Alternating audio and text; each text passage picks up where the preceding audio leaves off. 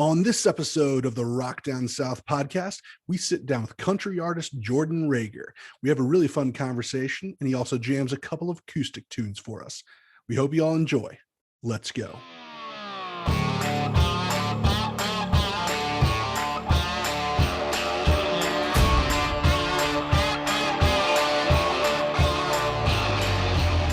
Welcome to the Rock Down South podcast. Thank you so much for listening to the show today. I'm Mark, and my friends and I created this podcast to focus exclusively on music interviews we do. We hope you all enjoy this interview we did with country artist Jordan Rager. And I'm not going to lie, this was probably one of my favorite interviews we've done. He's a Georgia guy, like me, so I've actually known about him for a while now. Listened to some of his early tunes back in the day and followed his career for the better part of a decade now. So it's pretty cool that I got to chat with him after all this time. He's a super talented musician who always puts out great tunes. We cover some really interesting stuff on this episode, and I learn a lot about Jordan. He also plays a couple of songs for us. I think y'all will like this episode. We go into depth talking about some of his songs. He tells us about a couple of interesting experiences that had major impacts on his career. And of course, we talk rock music, Georgia football, and whiskey. So without further ado, here's the interview. Jordan, how you doing, man? Good, Mark. How you doing, man? Dude, I'm doing good, man. So I'm glad you were able to stop by for the interview today. I know all of us at Rock Down South are big fans of you. I know you're from Georgia, right? You're from Loganville. Are you still in Nashville right now, or are you back in Loganville? I'm in Nashville. I've lived in Nashville for about 7 years now. And also I want to say thank you for having me on, man. I've been looking forward to it. Dude, that's awesome, man. So when it comes to new music that you released, tell me about the latest EP, Habits and Hearts. I've been listening to that a little bit. Tell me a little bit more about that release. I know you did it last year in 2020, and we can also probably jump into some stuff that you have on the horizon, possibly. Yeah, man, absolutely. I love that project so much for so many different reasons, but I think my favorite one was that it wasn't planned. And what I mean by that is, obviously 2020 threw a wrench at everybody. And I'm not going to spend the entire podcast talking about how much my 2020 sucks, because quite honestly, mine wasn't all that bad. It was pretty cool because I got to release 4 of my favorite songs that I've ever written. And I didn't think I was going to get to. When the pandemic hit, we had to scramble to kind of piece back together our game plan for the year. Because at the time, the only song that we had planned a rollout for was Somebody's Summer, and that was going to be in May. We stuck to that timeline. We didn't change anything about that. Once we got through that one, then it was like, okay, now what do we do? Because, this is lasting a lot longer than we thought it was going to, and there's still no shows, so there's not really, that kind of throws all of our plans out of whack. So we had already recorded the other 3 songs that ended up on that EP, and we weren't really doing anything with them. And I didn't really understand why. Like, we recorded them in a session with my producer in Nashville, and I knew we loved the songs. We just we never really found like the right time or the right way to release them. And so I was the one that finally just called the label and just said, why don't we just put these out? Like, we're not doing anything else right now. Let's just do it. I think people are really going to like these songs. I know I really like these songs. They all tell a very important piece of my story individually. So let's put them together. And that's what we did. And I couldn't be happier with the way they turned out. It's a little more of an emotional EP. Anybody that has followed me for 5 minutes knows that I gravitate towards, sad music. I've got a hashtag that I use. It's make country music sad again. And I use that tongue in cheek, but it's kind of true, just because that's I've always been drawn to sad country music. It just makes me so happy. I can't explain it, man. And I wrote these songs that were very emotional songs for me. And I guess that's why we didn't really know what to do with them at first. And then, like I said, the deeper we got into last year, the more I was just like, I think this makes total sense if we put them all together. And it did. And I am super, super thankful for the response that they got. Dude, I really like that EP. I was jamming it earlier. I know I listened to a little bit of it when it came out. I think my favorite song from that mix was the Want Me to Want You. Thank you, man. Yeah, I love that song. It's funny. That song is a testament to any songwriter out there having a bad day. Always show up to the right. So the morning that I wrote that song, I was in a terrible mood. It was a really bad morning. It just one of those days it just didn't get off to a good start. You know what I'm saying? Like everything just seemed to be going against me. And so I showed up to the right late in a foul mood and quite honestly not really in the headspace to write a song. And I told my two co-writers that. I was like, guys, I'm sorry. I've had a rough morning. Like, let's just try to get something so we can, get out of here and get on with our lives. Honestly, I mean, I hate to say it, but that was the mindset that I went in with. And Alex Klein, one of the co-writers of Want Me to Want You, said the hook. And immediately my attitude changed because I realized that you can't win if you don't show up. And we went to work on that idea. And I mean, it fell out within the first hour that we were all sitting together.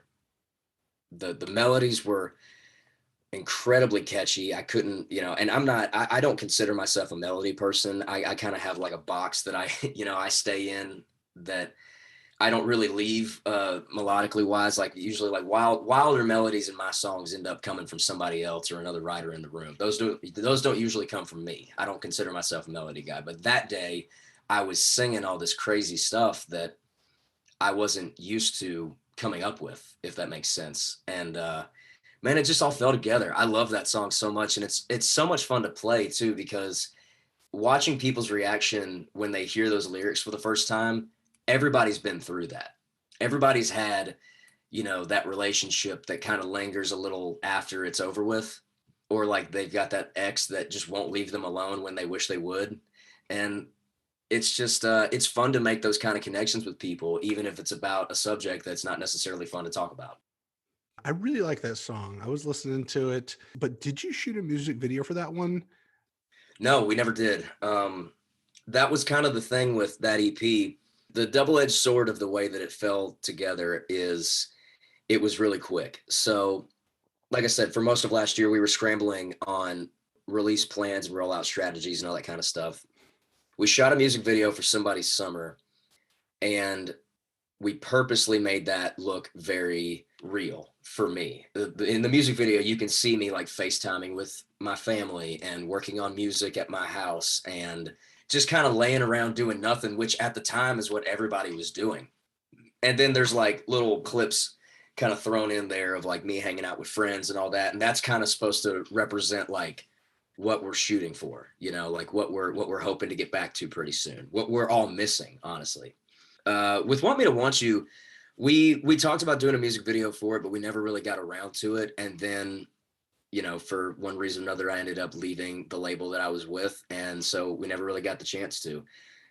If the opportunity comes back around, it would be really cool to do music videos for those three songs. Because, like I said, I care about all three of the other songs in that EP that don't have music videos definitely enough to do them.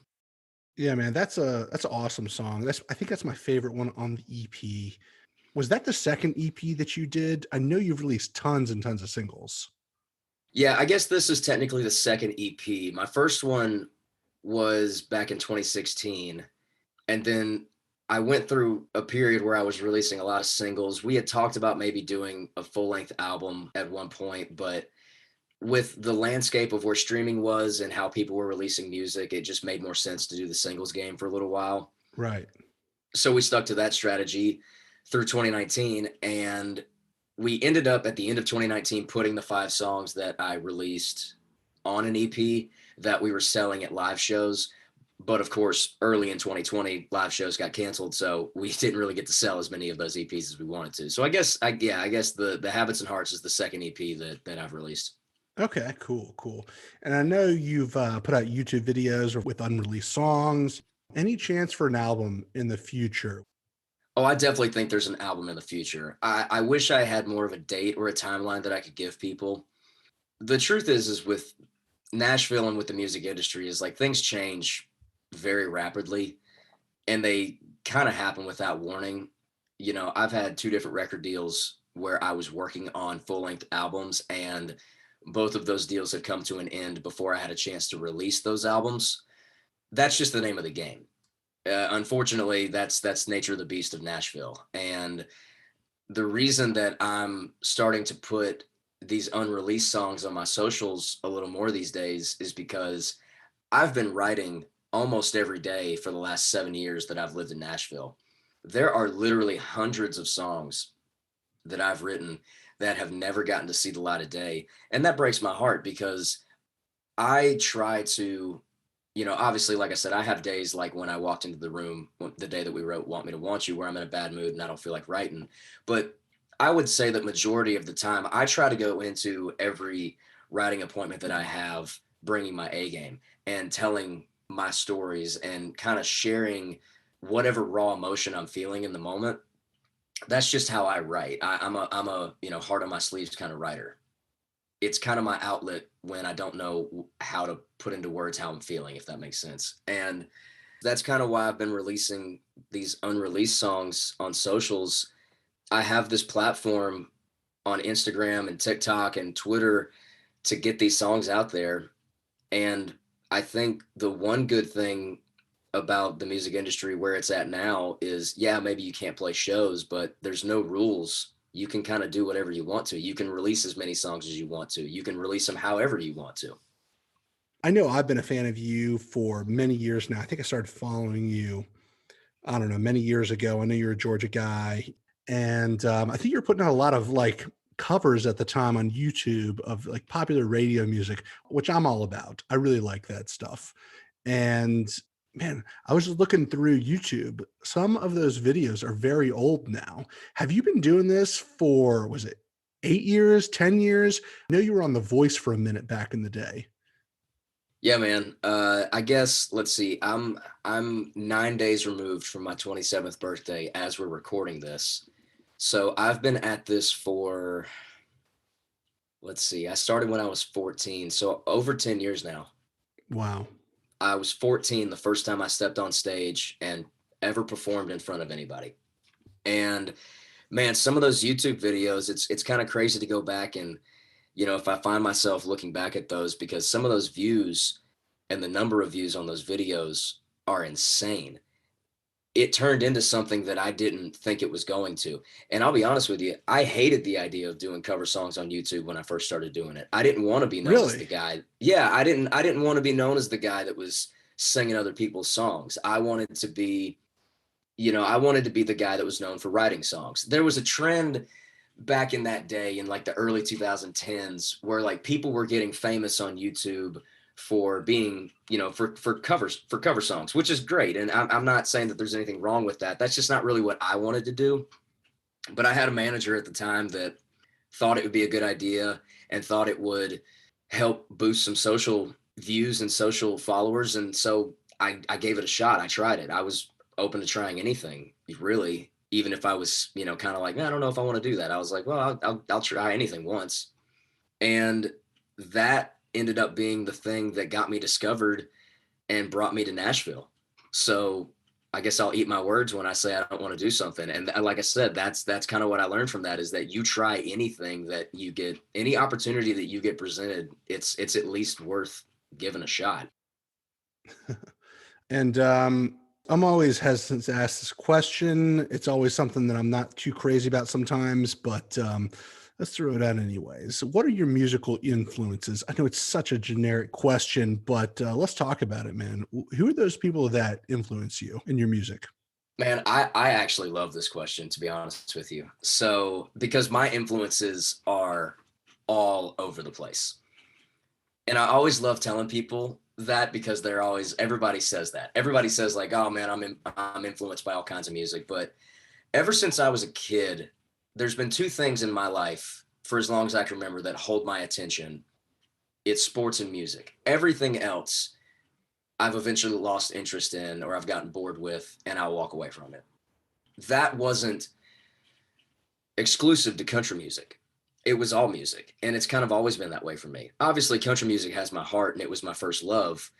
I grew up listening to a bunch of '90s country, the old school Alan Jackson stuff, the early Tim McGraw music, Travis Tritt, Shenandoah, the early Chesney stuff, like all of those '90s. Joe Diffie and Tracy Lawrence was another one of my favorites. Like all of those '90s guys were what was in the car when me and my parents were driving around. My granddad was a huge outlaw country fan, so he introduced me to Hank Williams, both senior and junior, and Waylon Jennings and Willie Nelson. And the older I got, the more I got into more rock and roll music. So the first rock band I ever discovered was Leonard Skinner, and they're probably still my favorite band to this day. My dad listened to the Eagles a ton, so I got really into the Eagles. And then that kind of led me into harder stuff, like heavier stuff, like Guns N' Roses and AC/DC. That led into Nirvana and the Foo Fighters. And then that led into bands like Green Day and Blink 182. And it just kind of progressed from that point. I just started getting into every other style of music that I would discover was kind of like a gateway drug to something else, if that makes sense. And sitting here now, I would probably say that my biggest influences are definitely country and probably I would say like the '90s alt rock and punk rock stuff of the late '90s and early 2000s. If I had to name like a musical style that I pull influences from the most. But I also think that I kind of pull influence from anything that I've ever listened to that I like the sound of. There's a lot of pop artists that I really enjoy listening to. Post Malone is one of them. There's a lot of hip hop artists I like listening to. I just discovered this guy named NF that is I'm a huge fan of. You know, I remember being enamored with Eminem's music growing up. Like there's no limit on inspiration when it comes to music for me because I can pretty much listen to any kind of music and I can eventually find something that I like about it, if that makes sense. I listen to all styles of music and I think that helps me in my creative space to come up with different ideas and different sounds and different, melodies and different ways to write and play my songs. Let's talk rock music. This is the Rock Down South podcast. We are all rock fans who run this thing. We all listen to a wide variety of music, from classic rock to heavy metal to 80s rock to modern rock. And I know you mentioned some of those bands, but what is something that you like to listen to in the rock field? And what are you listening to lately? Well, like I said, my favorite band will probably always be Leonard Skinner.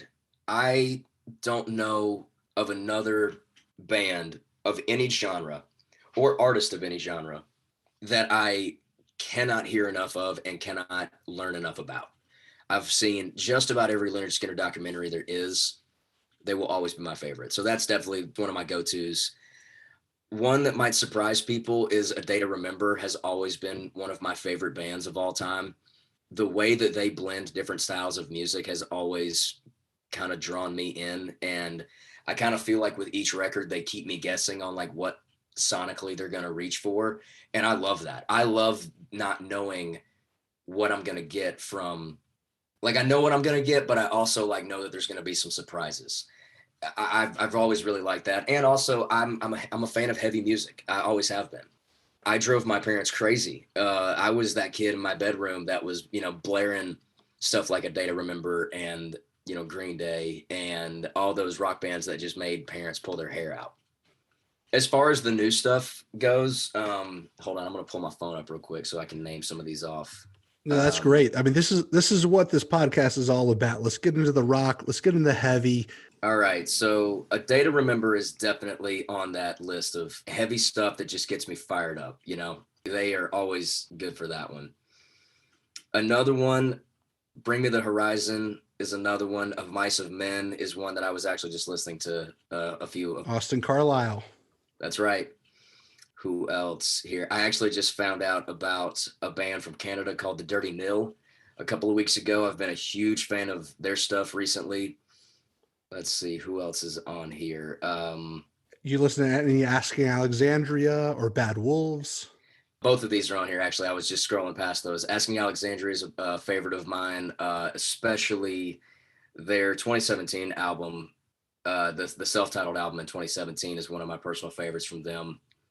Nice. Again, because it just blends a lot of different styles of music. There's some very heavy stuff. There's kind of some very left of center, new sounding sounds. I don't even know what exactly to call them. Just like them and bands like Bring Me the Horizon and Issues and I Prevail are the ones that I like that are like kind of reaching for something new in the rock world. And I always like to see that. I like the bands that are, like I said, reaching for something new, as well as the bands that are still sticking to the true blue roots of rock and roll. I think there's room for all of it. And I love all different bands that do all different styles. Beartooth is another one I'm a huge fan of. I mean, I could go on all night about rock bands that I've been stuck on. Let's go on a little bit more, dude. I love Bring Me the Horizon. I think their last album, I know a lot of people said they sold out on that album. They have a few poppy songs, but they had some pretty aggressive ones that I really, really enjoyed. Yeah, I really loved on this last record, the post-human survival horror, man, Parasite Eve, Teardrops, Obey, One on One, Ludens, all of which were very heavy songs, and they're all on my gym playlist. And they definitely, I feel like they definitely make me lift a little heavier, you know what I'm saying? Let's see, another one that is pretty heavy I listened to, Fever 333, I discovered. They're kind of like, if you haven't heard of them, they're kind of like a new age Rage Against the Machine. Okay. They're pretty wild. It'll definitely get you lifting a couple pounds heavier if you put them on in the gym. Have you listened to Parkway Drive at all? I haven't made it to Parkway Drive yet, but I hear a lot of people talk about them. I'll send you some stuff. Okay. Yeah, absolutely. What some of the other ones I like. Have you listened to Issues yet? Atlanta-based band, by the way. I've not. They're really cool too. They're I would put them in the same category as, Bring Me the Horizon or Asking Alexandria, where they're kind of experimenting with new sounds. Tyler Carter is the lead singer of that band, who is a freak of nature. And also, like I said, it's an Atlanta band. It's a hometown band. So you got to support those guys. Dude, absolutely. You're teaching me something here. I did not know these guys. I will certainly check those guys out. I've been listening to a lot of Bad Wolves recently. What else, man? Some As I Lay Dying. Another good one. Wage War is another one I've been into a lot lately. Wage War. I don't know them. Wage War has got so the record that I would point you towards for Wage War is called Pressure. It came out in 2019. It's very heavy. Oh, wow. So my favorite kind of heavy music is, and people will disagree with me on this, but this is just my preference. I'm not trying to sell anybody on it. It's just what I like. I love heavy music that eventually breaks into like a beautiful melody. So that's why I love bands like Wage War or like Of Mice and Men. Asking Alexandria is a great example of that. There's something about that release into like a super powerful melody into something super heavy. I love the blend of it. It pulls me in every time. Man, what's that band that I'm thinking of right now? They're super, super heavy, but super, super pop. Ronnie Radke's band used to be Escape the Fate. Now he's in, what were they called? I'm trying to think of the name of the band too. Popular Monster. Falling in Reverse. Falling in Reverse was, yep, that's the one. Dude, Falling in Reverse. Are you a fan of Falling in Reverse? Absolutely. Yeah. Love Falling in Reverse. Dude, those guys are killing it, man. They're doing the things right. Oh man, I love talking about heavy music, especially with my Southern rock and country guys like you. So when it comes to your sound, how has that evolved over the years? Has it evolved much at all? I mean, you've been doing this for a while. Oh, I definitely think it's evolved a lot. If you listen to some of the first stuff that I released when I first moved to Nashville, not even, my first stuff obviously was very, to be totally honest with you, it was low production. It was what I had money for at the time. And I'm very proud of that music, but, I don't know that I could classify that as my sound even at the time. It was just kind of like what was available to me. I think the first time that I ever started experimenting with sounds was when I moved to Nashville. And I didn't really know the difference between a good song and a good song for me, if that makes sense. So I was just kind of doing whatever songs I liked, but I didn't really know how to make them sound like me. I didn't know how to make them sound like a Jordan Rager song. And so I feel like I started to kind of find my groove about the start of like 2019. We started to work on songs like Colorblind and Where You Been All My Life and Dirt in My Veins. And that was the point when I felt like, okay, I'm starting to touch on something that is making a lot of sense to me. You know, sonically, everything is starting to kind of fit into place. Lyrically, I'm very happy with the songs that I was writing. I felt like I found a good sweet spot for my voice, like where I was singing felt right. And it took me some time to get there. It's not something that I just kind of stumbled into. I don't know that anybody really stumbles into it. I think it takes a lot of trial and error. And I think you have to not be afraid to fail, to be honest with you. You know, I had a couple of songs that didn't really do much when they got released because of one reason or another. And that's fine because that's, like I said, it's just like with losing record deals or whatever in Nashville. It's a nature of the beast. Sometimes you put stuff out and it works. Sometimes you put stuff out and it doesn't. I think for me, the thing is you just kind of keep trying until you figure out something that works. And then once it works, you do it on purpose and you do it as much as possible. And that's kind of what I've been trying to do for the last couple of years. Very cool. Very cool. And I know you do the four-wheel drive show every year in December around the holidays. I would really kick myself every time that it comes and I do not go to it because it becomes bigger and bigger every year, it seems like. Tell us a little bit more about that. Man, kind of like I was talking earlier about the YouTube videos, like I didn't realize what that was going to grow into. I think I can say the same thing about the four-wheel drive shows. That started out as four really good friends wanting to do more things together. Me, Cole, Travis, and John moved to Nashville right around the same time. It was all within a couple of years of each other. And we were all writing a lot of songs together. We were all playing a lot of shows together. Not all four of us at the same show, but it would be like, you know, me and John would play a show, and then like Travis and Cole would go play a show, and then we would swap off or whatever. So it was usually two of us at a time. And Bradley Jordan, somebody that we both know, was the one that kind of came to us and said, what if we put the four of y'all on stage, writers round style, which is something that happens in Nashville almost every night. And what if we brought it to Georgia, where you guys are from, where you guys have a following? And we all jumped at that opportunity.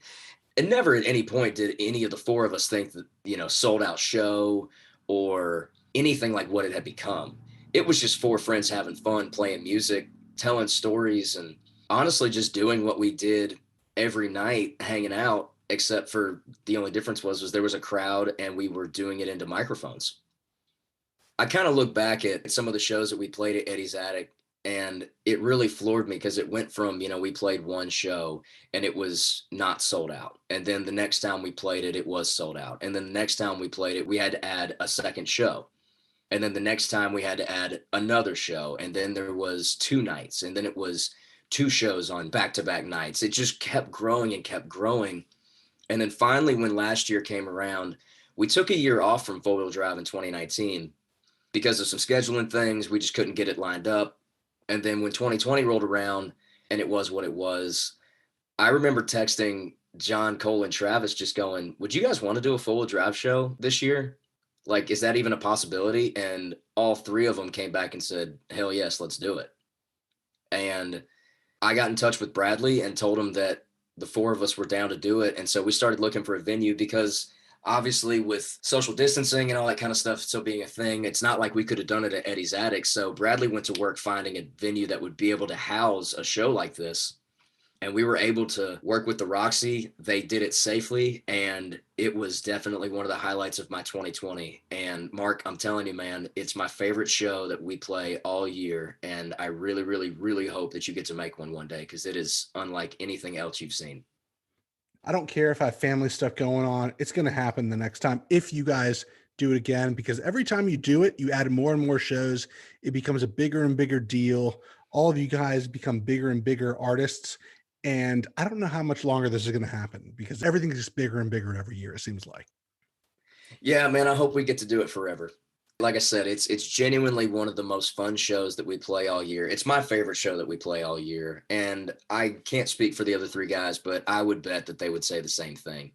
We just don't get to do that very often, where the four of us are on the same stage, playing our songs, no band, no set list, no idea where the show's going to go or what's going to happen or what's going to get screamed at us or what songs are going to get played. We're just up there having fun, making it up as we go. And the reason we do it every year during the holidays is just because it feels like one big family get together.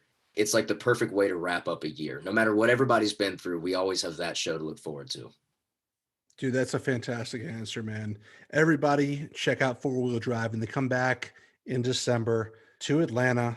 Whatever you're doing, take it out of your schedule. Make sure to hit up Four Wheel Drive. All right. So, next question, something else that you are passionate about, and something else that I'm passionate about, Georgia Bulldogs. I know you're a fan. That's right. Let's talk about them. Yeah, man. Where's that passion come from? I know you're from Loganville, but I know you didn't go to Georgia. I think you got some early success with the country music stuff. Is that something that you wish you went to college first? Would you have gone to Georgia? Where's that passion come from? So I was born in Conyers, Georgia. I lived in Covington, Georgia for a couple of years, and then I moved to Loganville when I was like 9 years old. I spent most of my growing up years, my teenage years in Loganville. So that's why I always say Loganville is my hometown. I remember my first Georgia game was Georgia, Tennessee 2010. I was 16 years old. My uncle had an extra ticket and brought me to the game, and it was my first time experiencing Athens, experiencing Sanford, and experiencing a game day in person. And it was an electricity and an excitement like I had never felt before, not just in sports, literally anywhere. And I was just enamored with it. And the Dogs won that day. It was a big win. The crowd was into it. It was a beautiful day in Athens. It was like it was a perfect first game. And ever since then, man, I was so hooked on the team. And I had followed them before, but that was kind of the thing that got me like in love with Georgia football.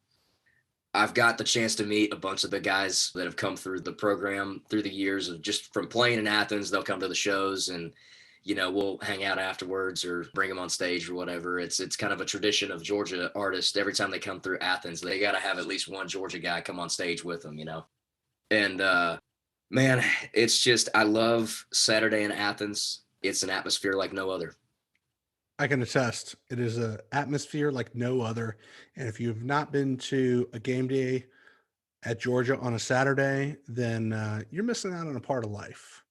It is really something else. Do you ever wish that you went to college first before you got into music? No. Like I said, I started playing music when I was like 14. That was about the same time I got my first guitar. I started writing songs by the time I was 16. So by the time I was 16, I had already kind of decided like music is what I'm chasing after. I didn't know what that meant. I didn't know what it looked like. I didn't know how I was going to get there. I just knew that there was a passion that I could not ignore.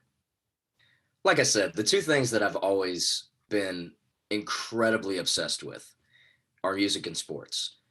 I played baseball until I was about 16. I juggled playing ball and playing music for about 2 years there, and then finally decided like I'm going to give music a go. Playing baseball anyway was not going the way that I wanted it to, and so it was just time to do something different. And I took a swing at music, and that basically was the only thing I was focused on from that point on. I remember the day I was 17, the day that I told my mom out loud for the first time that I didn't want to go to college, that I wanted to get done with high school, and I wanted to pursue music. And God bless my mother. She never tried to talk me out of it. She never wagged her finger at me and said, "You're going to college." She never told me to get a real job. And I will always be thankful for that, because there was enough people around me telling me that what I wanted to do wasn't going to work out. My parents were never on that list of people. Both my mom and dad were incredibly supportive of my choice to chase a dream, all the way to the point that my mom, before I got my license, would drive me to any show that I had lined up for myself. She would even help me line up some of the shows herself.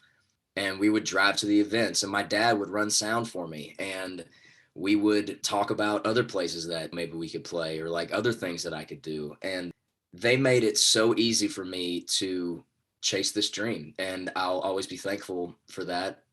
As far as college goes, I kind of feel like I got my college experience, because by the time I was 18, I was playing frat parties and college bars every weekend.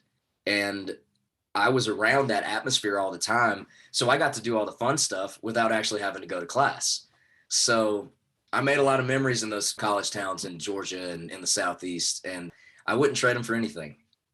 I've known since I was 14 years old what I wanted to do with my life. And I've always been the kind of person that I would rather chase passion than chase a paycheck.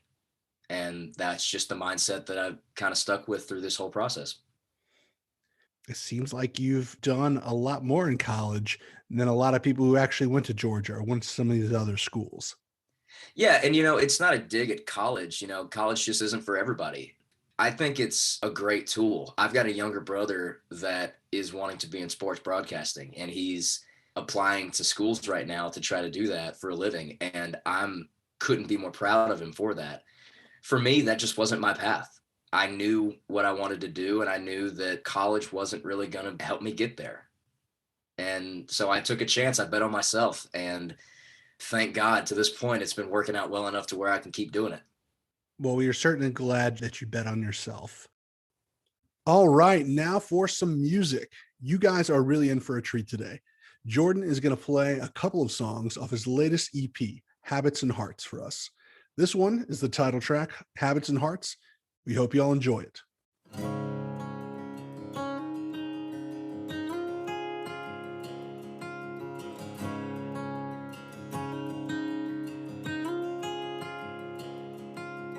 I've smoked my last cigarette at least 1,000 times.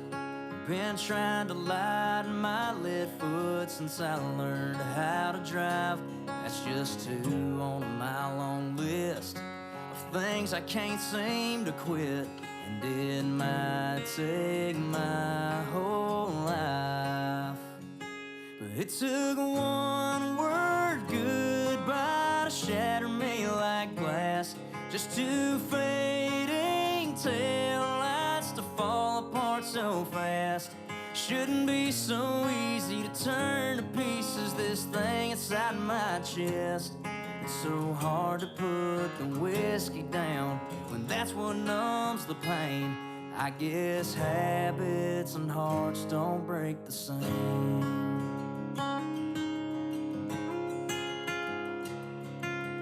I still reach for you in bed every morning I wake up.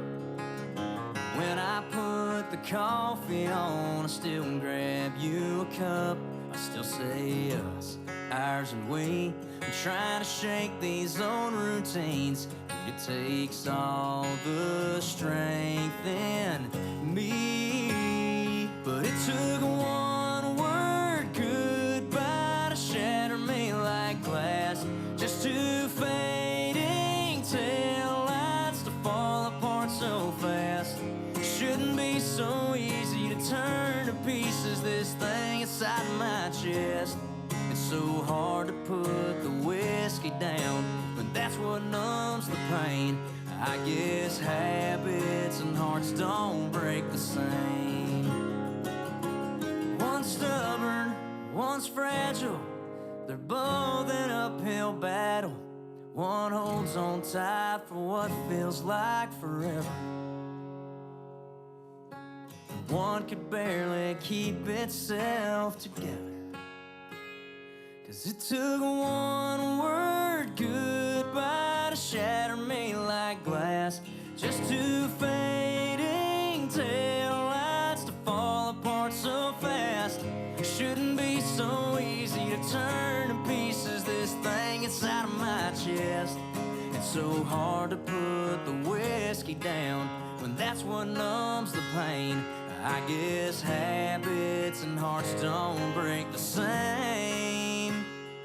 I guess habits and hearts don't break the same. No, they don't break the same.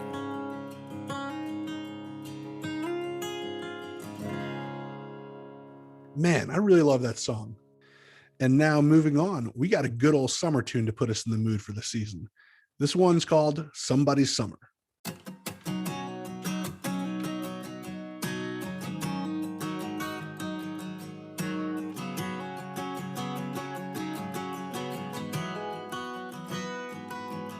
Just opened the boardwalk up, and all the schools are out. There's a caravan of kids and trucks full of cold beer headed south. There's something about the first heat wave and hearing songs that Chesney sings. Girl, I can't ignore this feeling right now. You're somebody's Gulf Coast sunrise, sunset, all night sunburn, half-drunk kiss. Somebody's windows down in a little beach town. Your saltwater hair in the wind. Somebody's 4th of July kind of firework thunder, falling for the same stars we were under. And this time of year I wonder if you're out there being somebody's summer.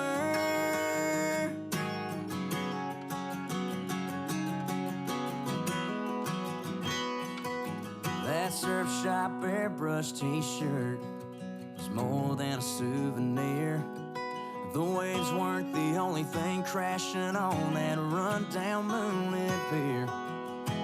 We got off that roller coaster and we lost touch by October. I know it's the way it should be, but it still hurts a little thinking maybe you're somebody's Gulf Coast sunrise, sunset, all night sunburn, half-drunk kiss. Somebody's windows down in a little beach town. Your saltwater hair in the wind.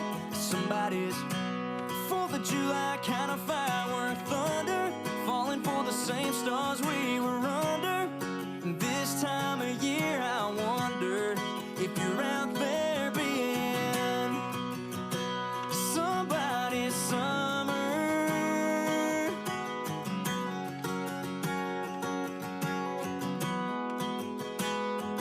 You're gonna say things like forever before you hit September, and you'll find out just like me, you were only meant to be somebody's Gulf Coast sunrise, sunset, all night sunburn, half-drunk kiss. Somebody's windows down in a little beach town. Your saltwater hair in the wind. Somebody's 4th of July kind of firework thunder, falling for the same stars we were under. This time of year I wonder if you're out there being somebody's summer. Oh yeah, somebody's summer.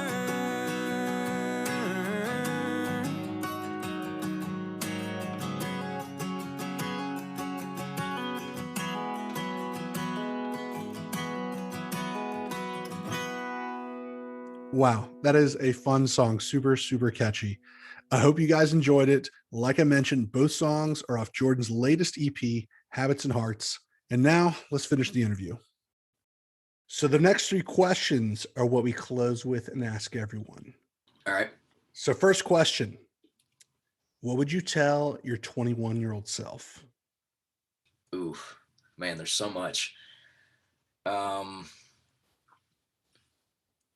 Slow down. Slow down is the biggest thing that I would tell 21-year-old me. I was in a huge hurry when I first moved to Nashville. I moved to Nashville when I was 19. I was in a huge hurry to grow up and to make things happen for myself. And don't get me wrong, I had plenty of moments where I stopped and smelled the roses and really enjoyed the moment.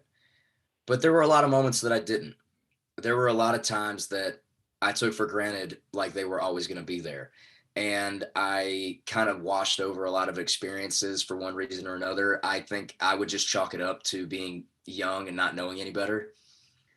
I have a dream job. I'm living a dream, getting to do this for a living every day. Even on the days when it absolutely makes me want to tear my hair out, I wouldn't want to be doing anything else. So I guess the thing I would tell myself at 21 is just slow down, enjoy the ride. It's going to take a while. So maybe throw in a little patience with it, but just enjoy it and hold on tight because it is going to blow you away most of the time. So, second question, what are you drinking lately? I'm a whiskey guy. I love a good glass of whiskey. My go-to is usually Four Roses just because it's the best cheap bourbon, for lack of a better way to say it. Regular or single barrel? Regular is usually my go-to, but I will literally drink anything that Four Roses makes. One of my bucket list things to do is to do the whole bourbon trail, and Four Roses was the first one that I got to kind of cross off the list. It's a beautiful distillery. The taste testing is awesome. It's super inexpensive, and it's a super great day trip to do with some friends or family that are of age to drink, of course. So Four Roses is usually my go-to. I also got a bottle of Basil Hayden's over Christmas, so that's what I've kind of been working through for the last couple of months. There's nothing better than a glass of whiskey at the end of a long day. I'll throw one more at you too. One of my go-to winter drinks, I guess, is I started getting into scotch. There you go. So I don't do it all the time because it can get a little expensive. Glenlivet, Macallan, what are you drinking? I actually discovered Ardbeg recently, and I've really, really been liking that. It's got a very smoky flavor to it. Somebody described it to me as kind of what a bonfire might taste like, which was an interesting way to say it. And it intrigued me enough to where I was like, okay, I have to try that. And I did. And I picked up a bottle on the way home. So, and it's kind of been like I said, on like a cold night, like tonight in Tennessee, as we're recording this, it's like freezing temperatures outside. So when we get done with this, I might go pour myself a glass, It's just got a nice little finish to it. It's got a nice bite. You're not going to drink a ton of them at one time, but you might have like one or two and feel real good afterward. So last question. As you know, this is the Rock Down South podcast. What is something that you love about the South, or many things that rattle off your head? Oh, let's see. I think the first thing that came to my mind when you asked that is just the general hospitality that you get from people down south. The wave over the wheel, the saying hi to a stranger, the holding a door open for somebody you don't know. Whenever I leave the South, that's the first thing that tells me that I'm not in the South anymore, is just the Southern hospitality that you feel from pretty much everybody around you. You get that in Tennessee. You definitely get that in Nashville. I definitely get that in my hometown. You see it all over the South. It's something I definitely miss whenever I get north of the Mason-Dixon line. Other than that, man, it's some of the prettiest terrain that I've ever driven through. I love driving through the South, especially if you can catch it during like a sunset or something. There's a lot of very pretty places in the Southeast, through the mountains to the cotton fields of South Georgia to the winding hills of Tennessee. There are a lot of really pretty sights in the Southeast. Jordan, thank you so much for being a part of the podcast today. Where can people find and connect with you online, and what do you have in the works that people should know about? Yeah, man, thank you so much for having me. This has been a blast. You can find me on any social media: Instagram, Facebook, Twitter, TikTok, YouTube. There's a blue check mark by all of my pages, so it's very easy to find. I will say, if you get a message from a page that looks like me, but it does not have a blue check mark, please ignore it and report it. It is not me. So go find the one with the blue check mark, and I'll be sure to keep posting a lot of teasers of unreleased music, and I'm going to keep working on new music, and hopefully we'll get to release a lot of it real soon. Thank you so much for listening to the show today, guys. We hope you enjoyed this episode. It was a lot of fun to do. We had a really great time chatting with Jordan. He's a super generous guy, extremely well-spoken, as you guys heard, and always puts out killer tunes. Like I said, this is one of my favorite interviews we've done so far. Make sure to follow Jordan on all of his social media pages when you get a chance. He has been known to regularly go live on Instagram and Facebook and play music for his fans. He may or may not also play some unreleased songs from time to time. And like I mentioned before, check out his latest EP, Habits and Hearts. I dig those tunes. They're really good, and I hope y'all will as well. Check out all our content at rockdownsouth.com and follow us on Instagram, Facebook, and Twitter for the latest updates.